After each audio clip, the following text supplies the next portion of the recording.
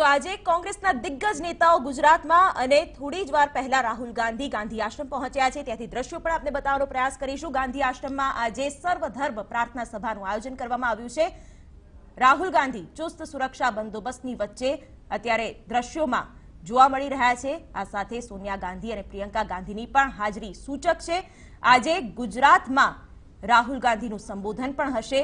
ત્રિમંદિર પાસે જે જનસભાનું આયોજન કરવામાં આવ્યું છે, કોંગ્રેસના નેતાઓએ દાવો કર્યો છે કે આ જનસભા ઐતિહાસિક બની રહેશે અને રાહુલ ગાંધીના સંબોધન પર અત્યારે દેશ આખાની નજર છે। સીડબ્લ્યુસીની મહત્વપૂર્ણ બેઠક, પૂર્વ વડાપ્રધાન ડોક્ટર મનમોહન સિંહ પણ દ્રશ્યોમાં જોઈ શકાય છે। TV9 પર આ એક્સક્લુઝિવ દ્રશ્યો અમે આપને બતાવી રહ્યા છીએ। પૂર્વ વડાપ્રધાન ડોક્ટર મનમોહન સિંહ કે જે ગુજરાતમાં આવ્યા છે અને સીડબ્લ્યુસી એટલે કે કોંગ્રેસની વર્કિંગ કમિટીની આજે જે બેઠક મળવાની છે તેમાં પણ તેઓ ભાગ લેશે। કોંગ્રેસના ગુજરાતના દિગ્ગજ નેતાઓ સાથે પણ રાહુલ ગાંધી બેઠક કરશે। અત્યારે ગાંધી આશ્રમ ખાતેના આ દ્રશ્યો છે। ગાંધી આશ્રમ પરિસર ખાતે ડોક્ટર મનમોહન સિંહ પહોંચ્યા છે, ત્યાં તેમનું સ્વાગત કરવામાં આવ્યું છે અને સૂતરની માળા આપીને તેમનું સ્વાગત કરતા કોંગ્રેસના હોદ્દેદારો। TV9 પર આ એક્સક્લુઝિવ દ્રશ્યો આપ જોઈ રહ્યા છો।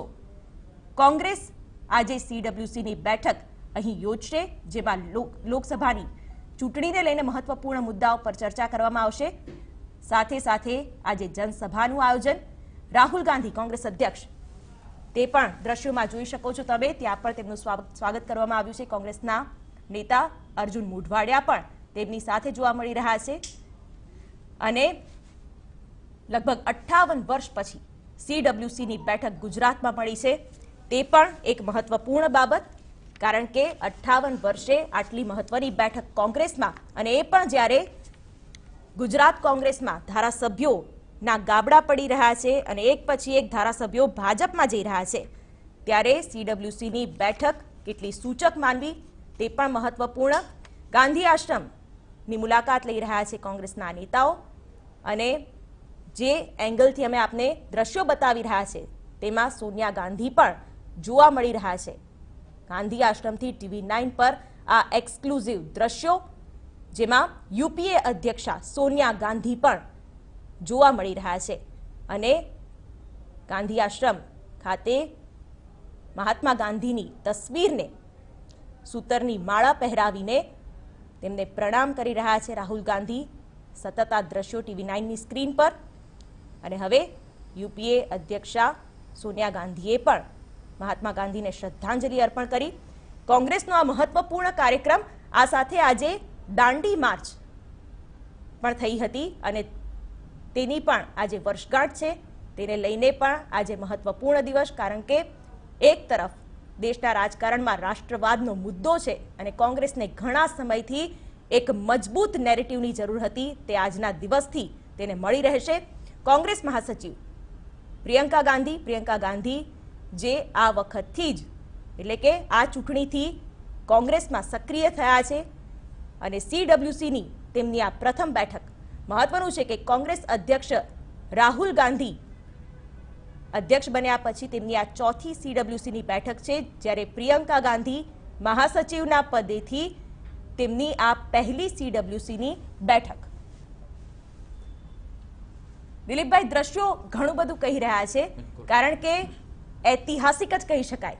ત્રણેય દિગ્ગજ ગાંધી પરિવારના નેતાઓ એક સાથે, અને એ પણ ગુજરાતમાં મહત્વપૂર્ણ સ્થાન એવા ગાંધી આશ્રમમાં। બિલકુલ, ગાંધીજીને જ્યાં લાખો મુલાકાતીઓ દર વર્ષે આવે છે, એ હૃદયકુંજ અને જેને એના વાઇબ્સને અનુભવે છે, ત્યાં આજે સર્વોચ્ચ નેતૃત્વ કોંગ્રેસનું હાજર છે। વડાપ્રધાન, ભૂતપૂર્વ વડાપ્રધાન મનમોહન સિંહ પણ ત્યાં હાજર છે। આ એક એવી ભૂમિ છે, ત્યાં આપણે પગલાં માંડીએ એ સાથે જ ત્યાંનો માહોલમાં આપણે ઘેરાઈ જતા હોઈએ છીએ, એનો એક આપણે અસર થતી હોય છે, કારણ કે અહીં આઝાદીનું આંદોલન તો ચાલ્યું હતું, સાથે સાથે સામાજિક સુધારણાથી માંડીને સંસ્કારનું ઘડતર થાય, પ્રજાનું ઘડતર થાય, એ માટેના વિચારો સતત ચાલતા રહ્યા હતા। પ્રાર્થનાઓથી આ સમગ્ર સંકુલ હંમેશા ગુંજતું રહેતું હતું, અને એટલા માટે જ હંમેશા જ્યારે અહીં પણ કાર્યક્રમ યોજાય છે ત્યારે પ્રાર્થનાનો કાર્યક્રમ યોજાય છે।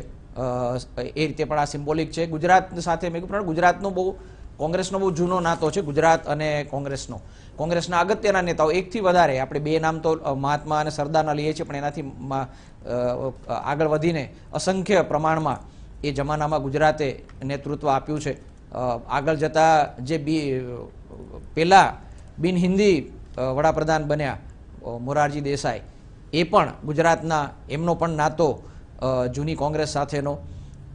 એટલે કહી શકાય કે ગુજરાત અને કોંગ્રેસનો જે નાતો છે આજે ફરી એકવાર દેખાઈ રહ્યું છે. અને એક આ વિચાર પણ સારો છે રાજકીય પક્ષોએ જુદા જુદા રાજ્યોમાં જઈને પોતાની કારોબારીની બેઠકો કરવી જોઈએ, જેથી કાર્યકરો સાથેનો એક સંવાદ આ બહુ અગત્યનું હોય છે કે ટોચનું નેતૃત્વ અને પાયાના કાર્યકરો એ બંને વચ્ચે એક સતત સંવાદ ચાલતો રહે તો પક્ષ કઈ દિશામાં જઈ રહ્યો છે અને જમાનો કઈ રીતે બદલો છે, એ રીતે સરકારે પક્ષોએ પોતાની નીતિઓ કઈ રીતે બદલવી જોઈએ એનો એક અણસાર પણ મળતો હોય છે.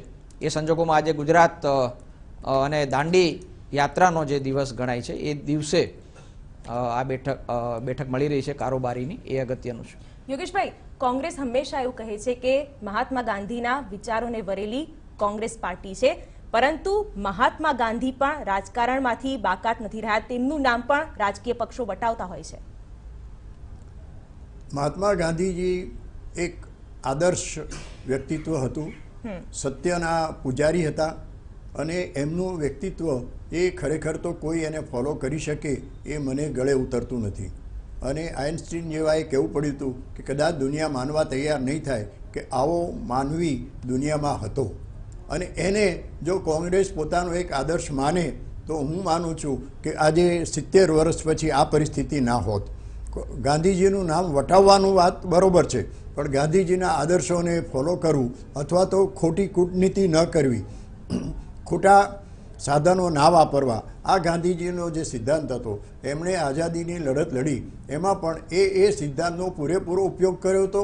સત્યાગ્રહ કર્યો કે સવિનય કાનૂન ભંગના આંદોલનો કર્યા,